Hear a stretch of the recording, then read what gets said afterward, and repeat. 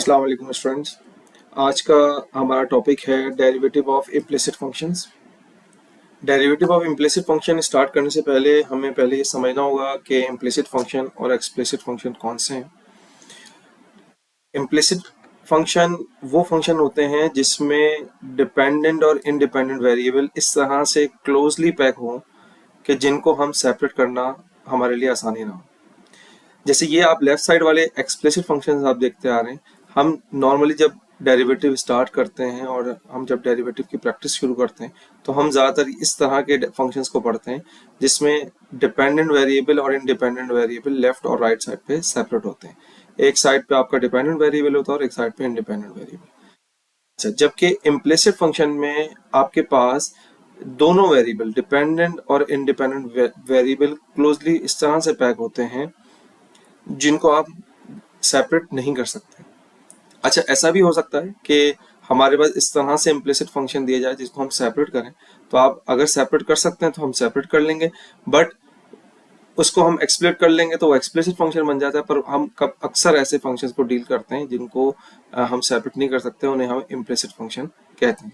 जैसे आपके सामने ये एग्जाम्पल्स लिखी हुई हैं। अब हम इसके क्वेश्चंस को देखते हैं फिर और इस बात को समझ सकेंगे। जैसे ये आपके सामने एक क्वेश्चन लिखा हुआ है X Y is equals to 5।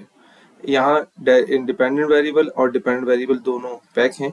अगर आप चाहते हैं, इस क्वेश्चन में पॉसिबिलिटी है कि हम इसे सेपरेट कर सकें, तो X Y is equals to 5। हमने क्या किया, Y is equals to 5 over X लिख दिया। मेथड नंबर 1 हम पहले करके देख रहे हैं, इस क्वेश्चन में पॉसिबिलिटी है। तो हमने क्या किया, y is equals to 5x की पावर -1, और जब इसको डिफरेंशिएट किया तो dy by D X is equals to 5, और यहाँ लगा दिया हमने पावर रूल। पावर रूल के 4 स्टेप होते हैं, पावर, देन बेस, पावर में एक लेस, पावर में एक लेस होगी तो -1 में -1 होगा तो -2 हो जाएगा, और अंडर पावर मीन्स लास्ट जो डेरिवेटिव होता है वो बेस होता है उसका डेरिवेटिव, और उसका डेरिवेटिव हो जाएगा 1, जिसको लिखने की जरूरत नहीं है मल्टीप्लीकेशन की फॉर्म में। तो इसका फाइनली आंसर अगर हम देखें तो dy by D X is equals to, आपके पास आंसर तैयार होगा -5, और ये नेगेटिव पावर है तो इसको हम नीचे लिख देंगे, ये हो जाएगा एक्स स्क्वायर। ठीक है, ये तो एक पैटर्न हो गया जिसमें हमने इसको इम्प्लिसिट फंक्शन को एक्सप्लिसिट में कन्वर्ट कर दिया था। और अगर हम इसको इम्प्लिसिट फंक्शन ही रहने देते हैं और इसको डिफरेंशिएट करते हैं तो कैसे करेंगे।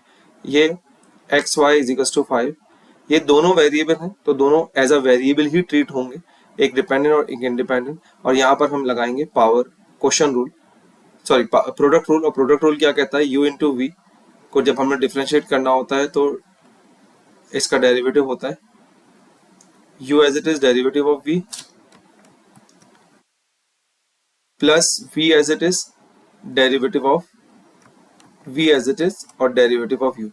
ये कॉन्सेप्ट प्रोडक्ट रूल का मैं अपनी वीडियो में समझा चुका हूँ, और आपने अगर मेरी प्लेलिस्ट नहीं देखी है तो उसको वहां देख लें तो आपको और अच्छी से समझ आ जाएगा ये प्रोडक्ट रूल।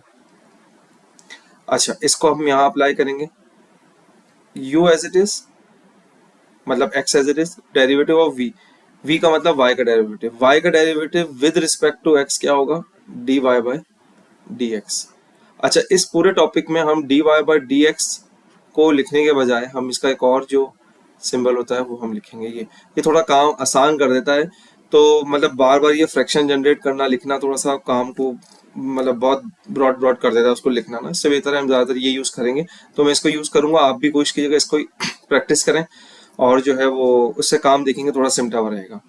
अच्छा, अभी फिलहाल पहला क्वेश्चन है तो इस वजह से मैं D Y by D X लिख रहा हूँ, नेक्स्ट उसमें नहीं लिखूंगा। प्लस ये फॉर्मूले के according v as it is और डेरिवेटिव ऑफ u का मतलब x का derivative with respect to x क्या हो जाएगा 1, और राइट हैंड साइड पर 5 का डेरिवेटिव 0। यहाँ देख लें ध्यान से, मेरे लेफ्ट हैंड साइड पे वेरिएबल थे, राइट हैंड साइड पे कोई भी वेरिएबल नहीं था, तो उसका डेरिवेटिव डायरेक्ट कांस्टेंट क्या हो गया 0। ये फंक्शन जो होता है ये एक स्मूथ पैटर्न में चलता रहता है, टर्म की बारी जिस टर्म की बारी आती रहेगी वो अपना अपना डेरिवेटिव लेता रहेगा। यहाँ हमारा जो टारगेट है वो है y डैश निकालना, मतलब dy बाई डी एक्स।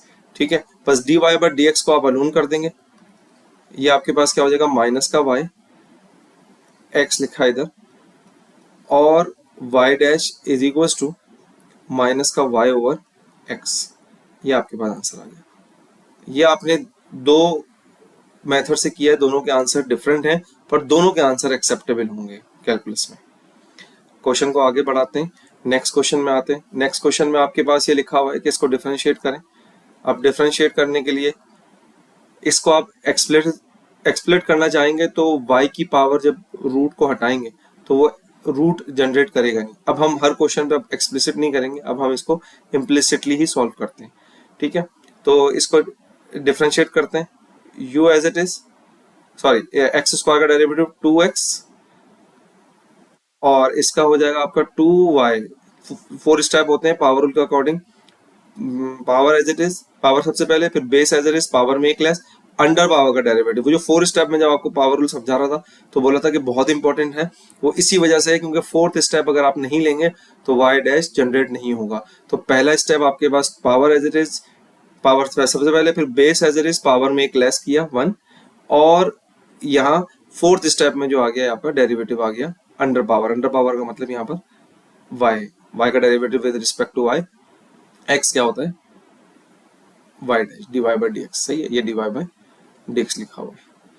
अब आ जाइएगा y डैश, आपका टारगेट y डैश है अकेला करना, तो y डैश को अकेला करते हैं। ये लिखा है एज इट इज, इसको 2x को उस तरफ थ्रो कर दिया, और y डैश को अकेला करने के लिए हमने उसको वहां भेजा। ये मल्टीप्लाई की फॉर्म में, वहां जाके क्या हो जाएगा डिवाइड की फॉर्म में, और 2 से कैंसिल हो जाएगा 2। फाइनली आपके पास y डैश का जो आंसर रेडी हो जाएगा वो हो जाएगा x ओवर y, और ये आपका आंसर हो गया। नेक्स्ट क्वेश्चन में आपके पास इसको डिफरेंशिएट करना है। इसको करने के लिए 3 एज इट इज लिखा, पावर रूल लगाते हैं 4x क्यूब, और लास्ट स्टेप x का derivative with respect to x1 होता है तो वो मल्टीप्लाई की फॉर्म में नहीं लिखते, प्लस ये दो वेरिएबल एक साथ आ गए। अब इनको डिफरेंशिएट हमने करना है, तो इसको डिफरेंशिएट करने के लिए u इंटू वी लगेगा, वही अभी जो ऊपर आपको बताया था। u ओवर v का जो फॉर्मूला है वो क्या होता है, u as it is derivative of v plus v as it is derivative of u। अच्छा, इसको अप्लाई करते हैं u as it is derivative of v का डेरिवेटिव लेते हुए ध्यान रखिएगा 2y y डैश, इसका डेरिवेटिव हो गया। अभी यही चल रही है कंटिन्यू में, इसको मैं कर्ली ब्रैकेट में कर देता हूँ ताकि ये समझ आए अभी हम ये टर्म कर रहे हैं।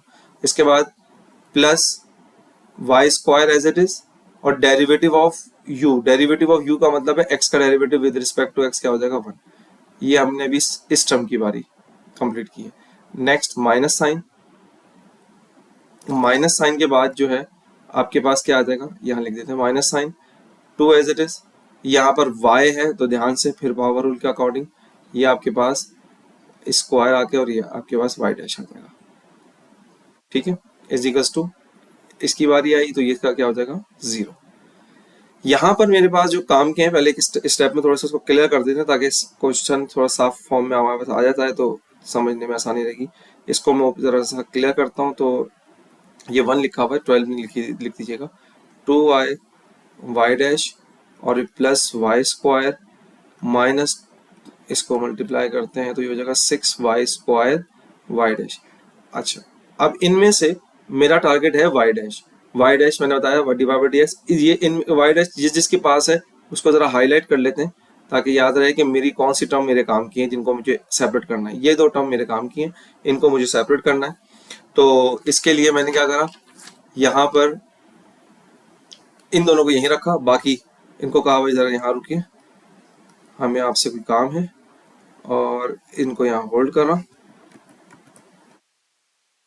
इज इक्वल टू बाकी दो जिनसे मुझे काम नहीं था उनको वहां थ्रो कर दिया, 12x cube minus Y square. ठीक है, इन दोनों को वहां थ्रो कर दिया मैंने। अच्छा, इसके बाद ये दो टर्म है आपके आसानी के लिए करता हूँ, ये दोनों मैंने उस तरफ थ्रो कर दिए। ठीक है, अच्छा, इसके बाद यहाँ पर सिर्फ मुझे बस क्या क्या कॉमन आ सकता है वो सब कॉमन लेता हूँ। टारगेट तो मेरा वाई डैश कॉमन लेना है, फिलहाल y2 भी कॉमन आ रहा है, y भी कॉमन आ रहा है, y डैश भी कॉमन आ रहा है। जब ये सब चला गया तो इसके पास क्या बचा, यहाँ पर, यहाँ कुछ मिस कर गया हूँ शायद मैं, यहाँ 12x क्यूब, यहाँ x आएगा, ये यहाँ पर कुछ गलती हुई है, 12 यहाँ u एज इट इज, यहाँ u एज इट इज में यहाँ गलती हुई। जी हाँ बिल्कुल, ये u एज इट इज का मतलब है यहाँ x आएगा, ये जरा क्लियर कर लीजिएगा प्लीज। ये x आएगा और यहाँ पे फिर x आएगा, इसको मैं एरेज करके लिख देता हूँ।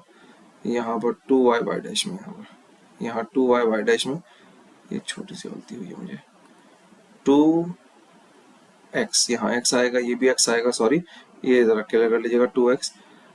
अच्छा एक बात ध्यान में रखिएगा, मैथ्स में अगर आपको गलती नहीं मिल रही हो तो कभी भी क्वेश्चन में गलती नहीं ढूंढना शुरू कर दें। आप जितनी देर में गलती ढूंढ लेंगे आपको गलती तब भी नहीं मिलेगी। क्रॉस करें, एग्जाम वगैरह में कभी आप बैठते हैं और आपको लगता है कि क्वेश्चन में कोई मिस्टेक हुई है तो आप एक दफा गो थ्रू कर ले जल्दी से, अगर समझ आती है ठीक है, वरना आप उसको कैंसिल करके आप उसको हो सकता है 200 दफा क्वेश्चन सॉल्व कर लें और आपको इतनी देर में क्वेश्चन मिस्टेक नहीं मिलती। यहाँ मुझे फॉन्ट मिल गई तो जब भी मैंने इसको कर लिया, वरना अवॉइड करना चाहिए, हमें फॉरन इसको क्रॉस करके आगे बढ़ना चाहिए। ये एक ट्रिक बता रहा हूँ मैं इसमें, आप हमेशा इस बात को याद रखें कि गलती ढूंढना नहीं बैठने में इसमें बहुत मुश्किल होती है। एनी हाउ, यहाँ पर मेरे पास x बचा और यहाँ पर मेरे पास क्या बचा, सिर्फ x माइनस ये 2 कॉमन जा चुका, यहाँ 3 बचा और ये बचा y, और यहाँ से मैं चाहूँ तो कॉमन ले लूँ, चाहूँ तो छोड़ दूँ ऐसी, अभी हमें फिलहाल नहीं लेते, हम ऐसे ही लिख देते हैं इसको। अच्छा, हम कोशिश करूंगा मैथमेटिकल क्लिनिक के प्लेटफॉर्म से आपको जिस हद तक टेक्निक्स और ट्रिक्स बता सकूं मैथ्स को इजी करने के लिए, इंशाल्लाह जो है वो आपको बताता रहा करूंगा और उनको आप ज़रा नोट डाउन करते रहिएगा और अपने एज अ मैथ्स स्टूडेंट जो है अप्लाई कर कीजिएगा, तो आप जो है वो देखिएगा आपके अंदर बहुत ज़्यादा चेंज जो है वो आता रहेगा। और कुछ और वीडियोस भी सेपरेटली मैं बनाता रहूँगा लेक्चर के अलावा भी, आप लोग को समझाने के लिए कुछ टिप्स वगैरह और कुछ टेक्निक्स वगैरह समझाता रहूँगा किस तरह से। एनी हाउ, यहाँ पर मैंने इसको कॉपी किया और इसके बाद मुझे y डैश चाहिए था, y डैश को यहाँ होल्ड किया और 2y की टर्म और ये जो ब्रैकेट है इसको मैंने यहाँ पर थ्रो कर दिया। ये मेरे पास जो है पूरा आंसर जो है मेरा तैयार हुआ है, इसको आप देख सकते हैं, ये मेरा आंसर फाइनली रेडी हो गया।